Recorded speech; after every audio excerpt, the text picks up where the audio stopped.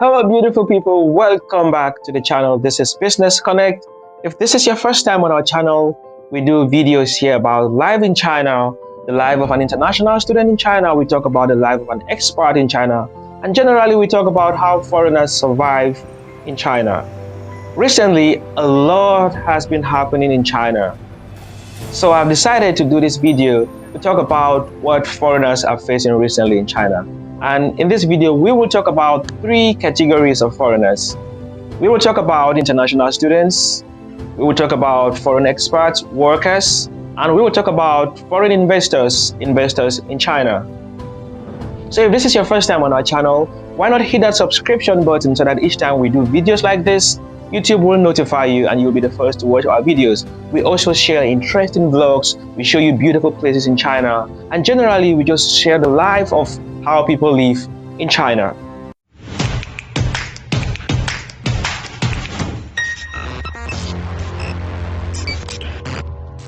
Welcome back. So we will start with the most talked about. We will start talking about international students. And first, let's talk about international students in China before talking about those out of China. Recently, international students in China has been having it real hard with the immigration authorities renewing their visas. I did a video here that I talked about situations where your visa will not be renewed. And we don't really understand what's happening. Is it that the Chinese government is trying to reduce the amount of international students in China, or what's happening? Because so many cities have been facing it really hard with immigrations and students' visas are not renewed. We know a lot of students, after finishing their programs, after graduating, if they can't find a job in China, maybe they don't want to go home, they either look for admission in other universities or apply for language programs. But recently, this strategy has been infiltrated by the government, and they think that students are just finding a way of staying around and not doing something substantial. And they are cutting down on this number of students who apply either for language programs or maybe applying for other programs. So if you're an international student in China and you're about to graduate and you don't have the aim of going home immediately after graduation, my advice for you is start searching for a job immediately. Like 6 months before you graduate, start searching for a job or start looking for other options, because you might be left with no option than going back home. And start preparing your mind so that it should not take you by surprise that if you apply for a visa and your visa is not extended, then you will be left with no option to go back home. So there are two options. It's either you start looking for a job or you start preparing your mind to go back home. Because the option of applying for language programs or the option for applying for another degree is gradually being put out of the place. For the case of international students out of China, we already know what's up. Students are not still able to return to China officially, although a few students from some few dotted countries have timidly started returning to China, but still that's not what we expect. There are thousands and thousands of international students still out of China waiting to return.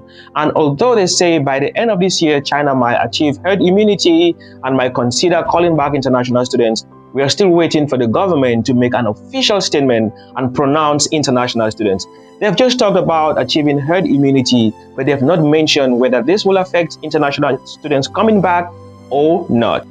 We know China is preparing to host two major international events, that is the Olympics in Beijing in 2022 and the All-Asian Games.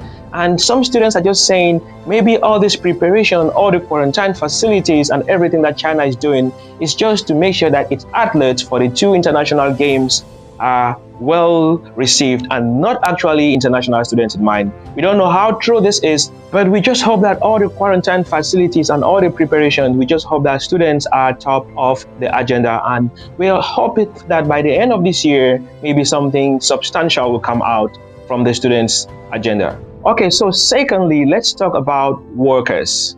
We know that above 80 to 90% of workers or international expats in China are based on the educational industry. And recently, this industry has been undergoing a serious reform by the central government in China. A lot of schools have been closed, a lot of workers have lost their jobs, and a lot are still hanging and they don't even know what's the next step for them.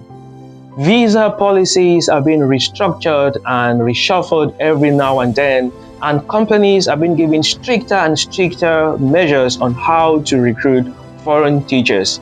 And this has really affected a lot of foreigners who are currently teaching in China. And we don't really know what will be the aftermath of this. Maybe by the end of this year, more than 50% of teachers in China might lose their jobs.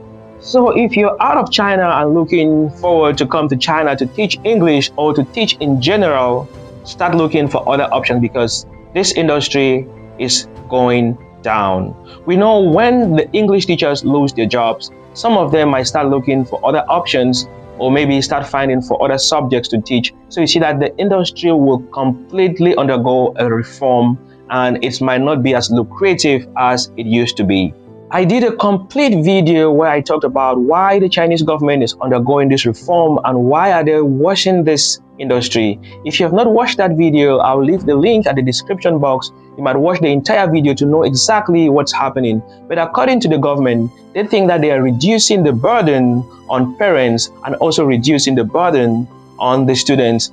So according to the government, restructuring this industry is in a bid of reducing the educational burden or the educational expenses on parents and also reducing the burden on the students. So if you have not watched that video, go down to the description box and watch the complete video on what's happening with the educational industry in China. Okay, so now let's talk about investment. Linking to the previous point, one of the rules stated clearly that schools can no longer seek foreign investment or be listed in the stock exchange, which means that foreigners can no longer invest in educational establishments in China. So if you're a foreigner out of China looking to establish a business, an educational institution in China, that is already out of the place because from September this year, schools were no longer able to seek foreign investment or be listed in the stock exchange market. Okay, another option or another way that foreigners used to stay legally in China was to create a company, a trading company or whatever company, and then later on use the company to establish a visa. Well, a few cities in China are actually encouraging it by creating free trade zones, free trade areas where companies could be registered and you could as well start running your company. And then after some time, maybe after 6 months or a year, after you've proven that your company is actually real, then you can apply for a visa through this company. But recently, a lot of people have been complaining that creating a company has become even more difficult, like the supervision, the number of documents, the scrutiny, the process that you go through has become very difficult, and foreigners are finding it very difficult to establish their companies in different cities in China. So by looking at all these three situations, students in China not being able to renew their student visas and continue their studies in China, international students out of China are not being able to return to China and continue their studies. Teachers who make up a chunk of the human resource in China are losing their jobs every day.